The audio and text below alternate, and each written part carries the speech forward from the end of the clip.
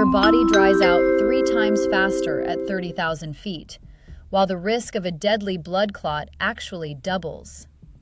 Airlines are banking on your ignorance right now, quietly hiding checks for $1,500 and baggage compensation that can reach nearly $4,000. Stop. The system is rigged against you. By the year 2026, every move you make in the terminal will be tracked by high-resolution biometric cameras.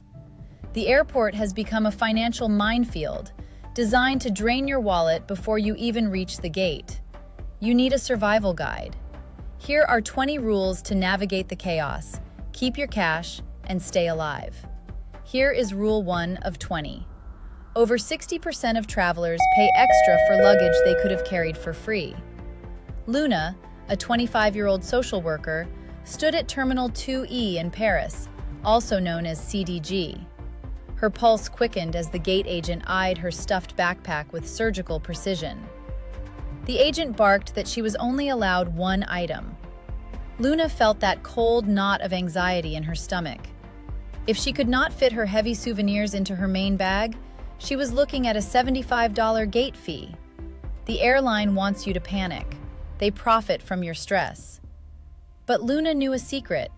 She walked into a nearby duty-free shop and bought a single small bar of chocolate. She specifically asked for the largest shopping bag they had.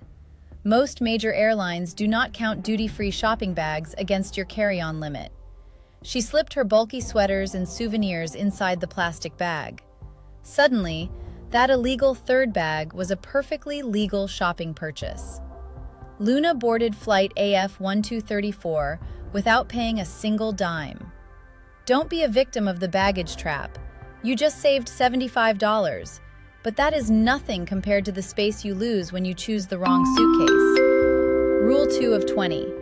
Watch that traveler with the massive fabric duffel bag sliding past the gate agent at Salt Lake City, or SLC. Asher, a 21-year-old college senior, was standing right behind him, fuming. Asher's suitcase was a sleek, expensive hard-shell model that technically met the 22-inch height limit. Yet the agent stopped him and demanded he check it. It feels like a personal attack, but here is the truth the airline won't tell you. Hard-shell cases are rigid. They do not bend and they do not squish into tight corners. They are banking on your ignorance of overhead bin geometry. A soft-sided duffel bag can be molded and compressed into a tiny gap between other bags. Asher's case is essentially a plastic brick. If the overhead bin has a curved back, his rigid bag will not fit, and he will be forced to pay. Switch to a high-quality soft-sided bag to bypass the eagle eyes of the boarding staff. It gives you the flexibility they secretly prefer. A rigid bag is often a flexible mistake. You saved your bag from the cargo hold, but your medical needs are the next target. Rule 3 of 20. Lincoln, a 46-year-old electrician, stood at the boarding gate in Raleigh-Durham, or RDU. He was checking his watch as his flight to Chicago began boarding at gate C10. He had a standard roller bag and a laptop briefcase, but there was a third, smaller black case in his hand. The gate agent blocked his path immediately. "Only 2 items are allowed," the agent said firmly. Lincoln did not panic. He knew the system was rigged against overpackers, but he had a hidden advantage. "This is my CPAP machine," he said calmly. Under standard airline policies and federal guidelines, medical devices do not count toward your carry-on limit. The agent nodded and stepped aside without another word. This is not a trick.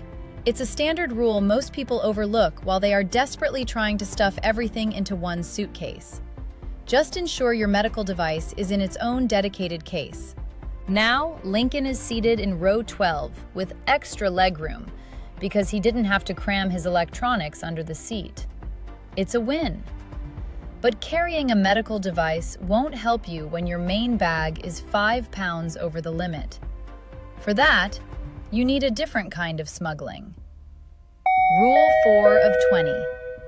Have you ever looked at a travel pillow and seen a hidden suitcase? Most people just see a cheap foam cushion. Ella, a 31-year-old real estate agent, saw a way to beat the airline at their own game. While at Detroit Metropolitan Airport, or DTW, an agent flagged her bag for being just 2 pounds over the weight limit. The fee was $75. That isn't a service fee. It is pure corporate greed. It is a financial ambush at the gate. Here is the fix. Ella unzipped her travel pillow and ditched the cheap foam inside. She stuffed the empty casing with her heaviest clothes, including 3 pairs of thick wool socks and 2 sweaters. Most airlines classify neck pillows as apparel or personal items, so they fly for free. Ella packed nearly 10 pounds of gear into her pillow and walked right past the agent. It works because it stays in plain sight. Reality check. Do not overstuff the pillow until it looks like a literal rock. If it is too stiff or heavy, they will catch on. Ella outsmarted the system, but her free bag won't help you when the oxygen levels drop and your health is on the line. Rule 5 of 20. Sitting for long periods in a cramped seat can be fatal. Research indicates that on flights over 4 hours, the risk of a blood clot, known as deep vein thrombosis, actually doubles. Most travelers think they are just feeling a little stiff from the flight. The danger is far more serious than that. When Matthew, a 59-year-old historian, arrived at the terminal in Oslo, his left calf was visibly swollen and tender. He had spent his entire 7-hour flight pinned in a cramped middle seat and barely moved once. He stayed still to avoid bothering his neighbors. It was a life-threatening mistake. The airline won't tell you this because they want to keep the aisles clear for the drink carts. Every 60 minutes, you must do ankle circles and calf raises. Wear compression socks to help your blood flow and prevent fluid buildup. Matthew recovered after a scary hospital visit, but you should not take that risk. Movement is your best defense against the cabin environment. Stiffness is a trap, but it is nothing compared to the exhaustion caused by the wrong drink. Rule 6 of 20. Put that free cocktail down right now. Amelia, a 27-year-old investigative journalist from Minneapolis, learned this the hard way on a transatlantic flight. She thought a gin and tonic would help her sleep through the engine noise. It did the opposite. She woke up 3 hours later with a pounding headache and skin that felt like parchment paper. The airline won't tell you this, but at 30,000 feet, the cabin humidity is lower than the Sahara Desert. Your body loses moisture 3 times faster than it does on the ground. Low cabin humidity turns every sip of alcohol into a biological trap that accelerates dehydration. You aren't relaxing, you're shriveling up. Reality check. 1 drink probably won't ruin your life, but it will certainly ruin your first day of vacation. Amelia spent her first 24 hours in London in bed, drinking gallons of water just to feel human again. The system is rigged to make you feel tired, so you buy more expensive airport coffee later. Drink water. Skip the booze. High altitude comes with a high physical cost. Rule 7 of 20. Lucas watched the frantic line at Munich Airport, or MUC. Travelers were scrambling for the front rows, desperate to be the first ones off the plane. Lucas, a 40-year-old head chef, did not follow the crowd. He headed for the second-to-last row. Most people fight for the front to save 5 minutes of waiting. They hope you don't know this secret back row strategy. The very last row usually does not recline and sits right next to the noisy lavatories. But the row just before it? It is a hidden gem for privacy. Middle seats in the back of the plane are statistically the last ones to be filled by the airline's computer system. Lucas often ends up with an entire row to himself, allowing him to stretch out and sleep. Plus, being near the rear galley means you often get served your snacks and water first. This is not a 100% guarantee on a completely sold-out flight, but it beats being crushed in row 10. Space is the ultimate luxury in economy. Lucas enjoyed his quiet flight, but even privacy won't save your cash from a booking error. Rule 8 of 20. Did you know that clicking the confirm button isn't actually the point of no return for your bank account? Liam, a 33-year-old graphic designer, sat in a quiet cafe near Rome's FCO airport, staring at his laptop screen with a sinking feeling. He had just spent $1,200 on a non-refundable ticket, only to realize he had accidentally selected the wrong month for his return. He assumed the money was gone forever. The airline won't tell you this because they profit from your mistakes, but there is a federal safety net. Under Department of Transportation rules, most airlines flying to or from the United States must allow a full refund within 24 hours of booking. This applies even to the cheapest non-refundable tickets, provided you booked at least 7 days before your scheduled departure. Liam stayed silent because he didn't know the rule, and he lost his money. Don't be a victim of a simple typo. But even a refund won't save you from the high-tech surveillance coming to the gates. Rule 9 of 20. Over 50% of major United States airports already use facial recognition to process passengers, and that number is expected to hit 100% by 2026. Jackson, a 52-year-old pediatric dentist, walked up to his gate at Orlando International, or MCO. Before he could even pull out his phone to show his boarding pass, a glowing biometric screen flashed his name and seat number. The camera had already identified him from a distance. He felt like his privacy was being traded for a few seconds of convenience. The airline won't tell you this, but most people think this digital scan is mandatory for everyone. It is not. You have the legal right to say, "I would like a manual ID check." Jackson did exactly that. The agent verified his physical passport, and he boarded the plane. TSA guidelines confirm that United States citizens can opt out of biometric scans at domestic checkpoints. It takes an extra 2 minutes, and the agents might look confused, but it is your right to protect your biometric data. Jackson saved his privacy, but he almost lost $600 because he forgot something at the curb. Rule 10 of 20. Check your pockets right now. Henry, a 41-year-old landscape architect, stood at the curb of Baltimore Washington International, or BWI, at 6:30 in the morning. He reached for his leather wallet. It was gone. He had no ID, no credit cards, and nothing but his smartphone. Panic hit him instantly.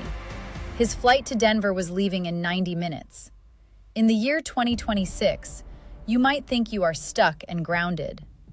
The airline won't tell you this, but you can actually still fly without a physical ID. Henry approached the TSA supervisor and explained his situation. They moved him to a secondary screening area.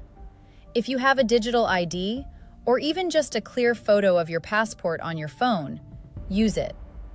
The TSA has the ability to verify your identity through various public databases. It takes about 30 extra minutes. Henry had to answer specific questions about his past addresses and vehicle registrations.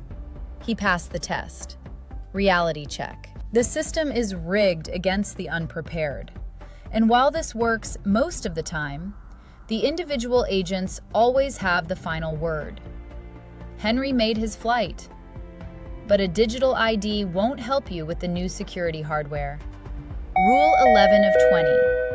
Owen, a 28-year-old software developer, stood frozen in the security line at Denver International Airport, also known as DEN. His flight was scheduled to begin boarding in 20 minutes. He was struggling with a heavy backpack, a carry-on suitcase, and a thick winter coat. He felt completely overwhelmed by the noise and the crowds. The airline won't tell you this, but they often profit when you are in a rush and make mistakes. Here is the fix. Owen didn't realize that newer computed tomography, or CT, scanners are being rolled out at major hubs. These advanced machines create a high-resolution, three-dimensional image of your bags. In many cases, you can keep your laptop and your liquids inside the bag. If you see the large, rounded gray machines instead of the old flat belts, ask the TSA agent if your electronics can stay in. It usually works and saves a massive amount of time. Owen made his flight with minutes to spare. He saved 10 minutes of fumbling with zippers. But that is nothing compared to the $600 you might be owed by the airline. Rule 12 of 20. Do you actually know which boarding pass gets you through the madness of Cleveland Hopkins International faster without draining your wallet? Elijah, a 35-year-old master plumber, stood staring at the flight monitor for his 10:45 a.m. departure, feeling that familiar surge of annoyance. He had paid an extra $40 for priority access, yet he was stuck behind a massive line of basic economy passengers. They are banking on your ignorance of the boarding process. The airline expects you to pay for the fear of being the last person on the plane, but in 2026, the math has changed. In most cases, paying for priority boarding is a complete trap if you aren't bringing a massive 22-inch carry-on that requires overhead space. Elijah realized that the cheaper, saver ticket with a prepaid bin slot actually boarded just 3 minutes later for half the total price. Stop overpaying for the illusion of speed. But saving $20 won't matter when you are kicked off the flight. That is where your legal rights become a weapon. Rule 13 of 20. Did you know that airlines bumped over 30,000 people from their scheduled flights last year alone? Camilla, a 48-year-old university librarian, was at Marco Polo Airport in Venice, or VCE, heading home after a long trip. She stood at the gate when the agent announced the flight was overbooked.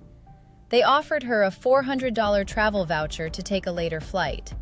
Camila was furious. She was going to miss her connection, and the airline acted like the voucher was a generous gift. The airline is banking on your ignorance here. They want you to take the credit and walk away. Do not do it. Under Department of Transportation rules, if you are bumped against your will, you can demand hard cash. You could be eligible for 400% of your one-way fare, capped at $1,550. Ask for a check on the spot. Vouchers expire. Checks do not. Stop. This only applies if you do not volunteer to give up your seat.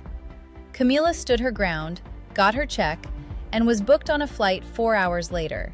She didn't lose her seat. She won the game. But that is nothing compared to the nightmare of being trapped on the tarmac. Rule 14 of 20.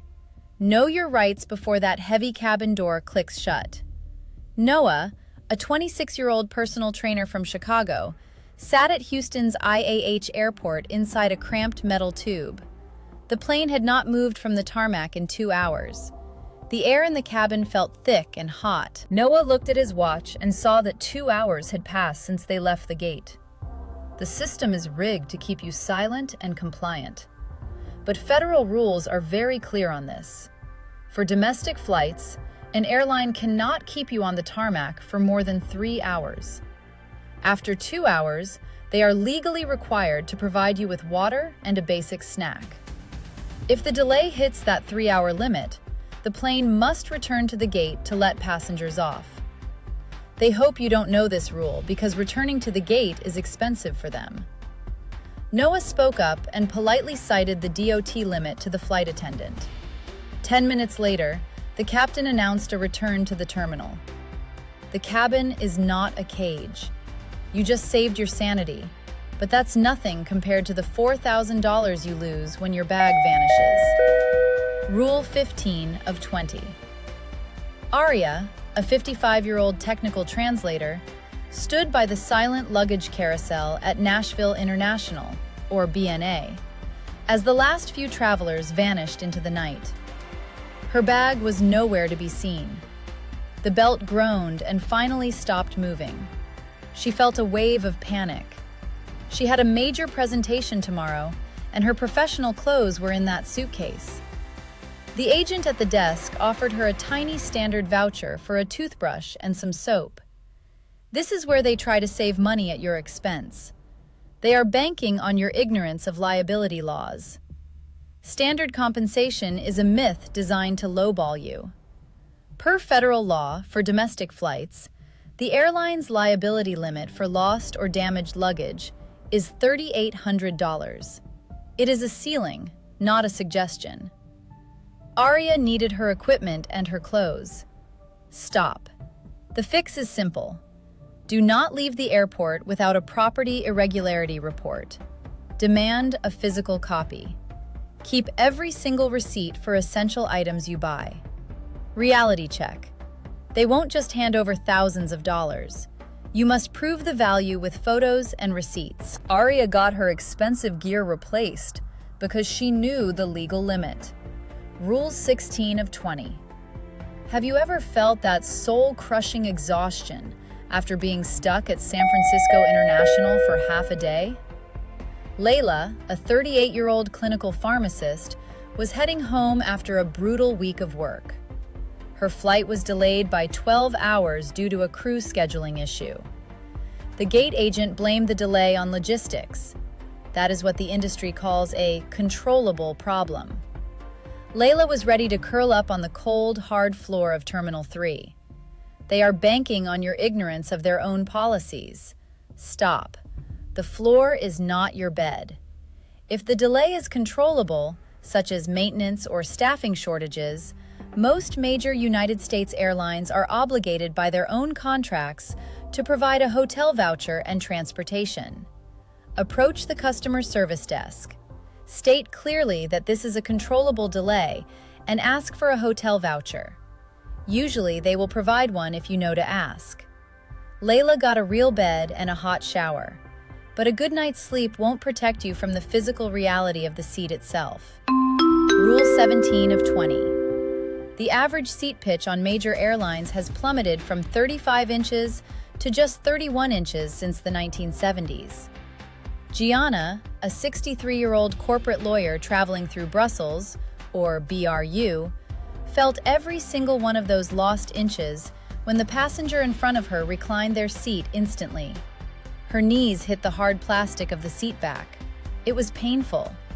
The system is rigged to maximize corporate profit while you suffer in a cramped metal tube. Airlines hope you don't know this rule. There is no federal law in the United States requiring them to provide a specific amount of legroom for your comfort. They effectively sell the same 4 inches of space to 2 different people. Reality check. The person in front of you legally owns that reclining right because they paid for the seat. Do not start a fight. Most times, a polite request to move the seat up during meal service actually works. The airline profits from the conflict, while you lose your comfort. Gianna survived her flight by using a small footrest, but that is nothing compared to the noise levels in the back of the plane. Rule 18 of 20. Always check your seat map before you hit the confirm button. You might think you found a bargain price, but you are often paying for a massive headache. Take Sebastian, a 44-year-old commercial pilot flying as a passenger from London Heathrow, or LHR. He was clutching his coffee at 6 in the morning, feeling restless. Sebastian chose seat 32F in the very back. It was a big mistake. As the engines roar during takeoff, the noise level in the rear of the cabin can spike to 85 decibels. That is as loud as a gas-powered lawnmower running right next to your ear. It is a combination of engine exhaust and wind hitting the fuselage. The front of the cabin is a much quieter 75 decibels. Airlines won't tell you this, but they put better sound insulation in the premium sections up front. They are banking on your ignorance of physics. Stop. If you want to actually sleep, try to sit over the wings where the plane is most stable and the noise is balanced. Sebastian learned the hard way and landed with ringing ears. They profit, and you lose your hearing for a day. Rule 19 of 20. Nora, a 24-year-old professional cellist, sat at Kansas City International, or MCI, watching her phone battery drop to 3%. She spotted a convenient USB port in the airport seating area and plugged her phone in immediately. It was a big mistake. Within seconds, a hidden malicious script could have been scraping her bank logins and private photos. The system is rigged to take advantage of your need for power. These public USB ports aren't always just for charging. They can be potential doorways for hackers in a process known as juice jacking. They profit from your digital data. You lose your security. The fix is easy. Always use your own power brick and plug directly into a standard wall outlet. If you absolutely must use a public USB port, buy a small device called a data blocker. It physically cuts off the data pins while allowing the power to flow safely. Nora didn't know this until her accounts showed suspicious activity. A cheap seat at the gate led to an expensive digital mistake. Juice jacking isn't behind every single port, but why would you gamble with your identity? Data is the new gold, and the airport is a prime spot for thieves. Rule 20 of 20. Do you still believe that booking your flight on a Tuesday afternoon is the golden ticket to finding cheap fares? Stop. David, a 50-year-old data analyst sitting at the airport in Copenhagen, certainly believed it. He waited until 3 o'clock sharp on a Tuesday to book his flight to Seattle. The price did not drop. Instead, it jumped by over $200 in just 10 minutes. They are banking on your ignorance of their new AI-driven pricing systems. Modern airline algorithms now adjust rates every few minutes based on real-time demand and your own browsing history, not the day of the week.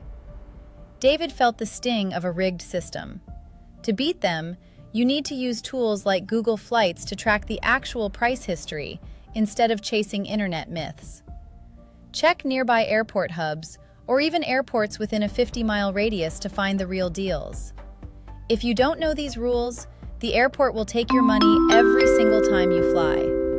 Don't be the passenger they take advantage of. Hit subscribe right now to keep winning and beat the system together.